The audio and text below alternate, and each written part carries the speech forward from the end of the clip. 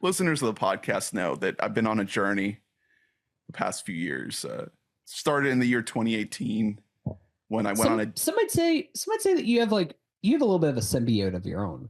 2018, went on a date with my then girlfriend, now wife, to see the film Venom, starring Tom Hardy, and we got very blitzed, very turned, and we loved the film Venom, which is not a good movie at all. Can I add some context real quick? Is that I remember at the time, my then girlfriend, now wife, was working as a bartender, and I was up there just drinking at the bar where she was at, and you and Lee come in hammered, still just hammered from hours before, and Lee told me in depth the plot of Venom over the course of 45 minutes, like without break. Just told me exactly what was happening and what the other characters were doing. It was honestly, I will never forget that. It was incredible.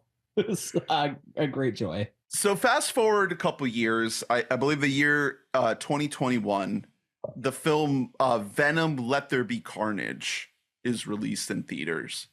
And it stars Woody Harrelson as the titular Carnage that we are Let There Being.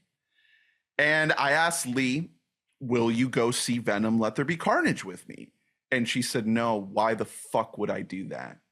Are you crazy? And I said, whoa, we had this great time together. It's like a thing. It's like a bit we can do. And she said, no, I have better things to do. You're on your own. So I went to see Venom: Let There Be Carnage by myself. And I was disappointed, to say the least. Very bad film. Saved in some way by the fact that Venom and Eddie Brock are boyfriends in the film, and they're learning how to love each other and support each other. They do get into some fights, into some arguments. Venom does party at the club with glow sticks. He does become a gay icon. And Woody Harrelson wears a wig that looks like Annie, puffy red wig. So there's some fun stuff there.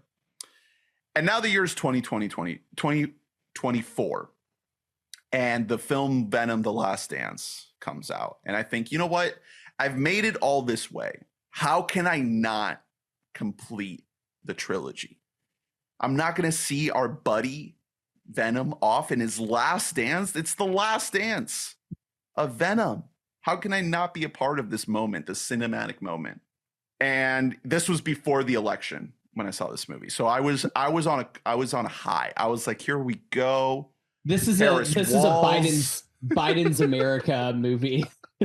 Venom: Let There Be Carnage. We're defeating Venom: The Last Dance. We're defeating the fascists. We're gonna win. It's gonna be great.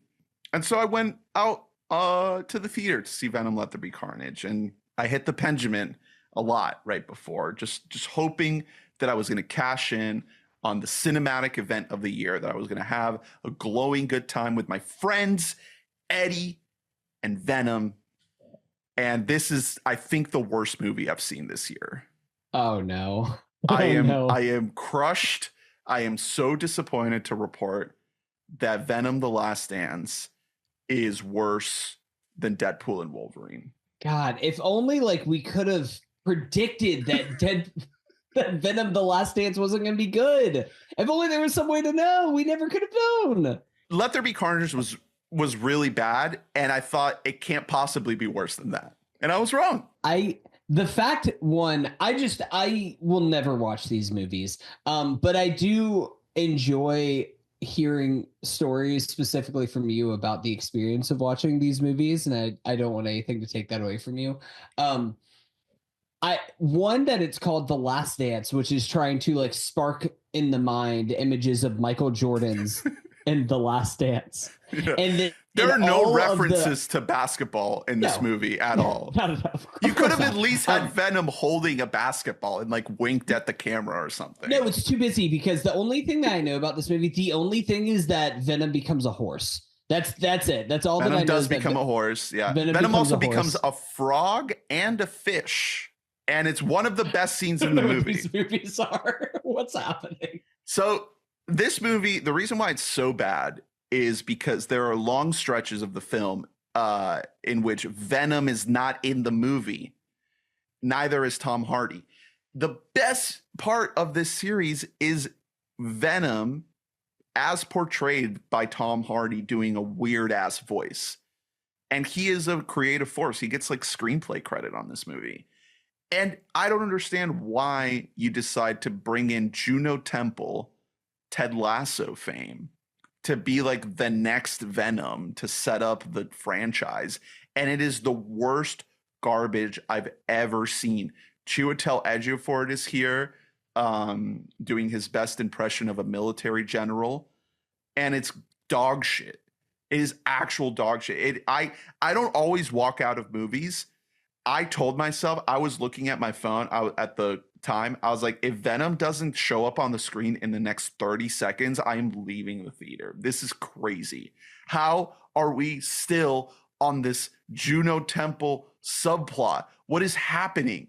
She's like a scientist at Area 51. And Area 51 is being decommissioned. And I'm just like, get back to Venom. I'm here for Venom. God damn it. What the fuck? But good thing you didn't leave earlier, else you would have missed out on the best ending of any movie this year. That was my Letterboxd review. Is I believe that this movie has one of the greatest endings of any movie ever committed to cinema. So if you don't want to know the ending of Venom, Let There Be God damn it, The Last Dance, please skip forward. So the entire plot of this movie is that Venom and Eddie are going to die. And Venom decides to sacrifice himself to save Eddie. And so Venom dies. And Venom wanted to see the Statue of Liberty in New York City. And he didn't make it. He died. So Eddie is now at New York City. And he is walking the streets of New York on his way to the Statue of Liberty so he can fulfill the dream that the Venom had. And intercut with Eddie walking through the streets of New York are memories between our two friends, Eddie and Venom, throughout the series, set to the song Memories by Maroon 5. Here's to the ones that we got. And I couldn't believe it. I was laughing so hard. It was the funniest thing I've ever seen in my life.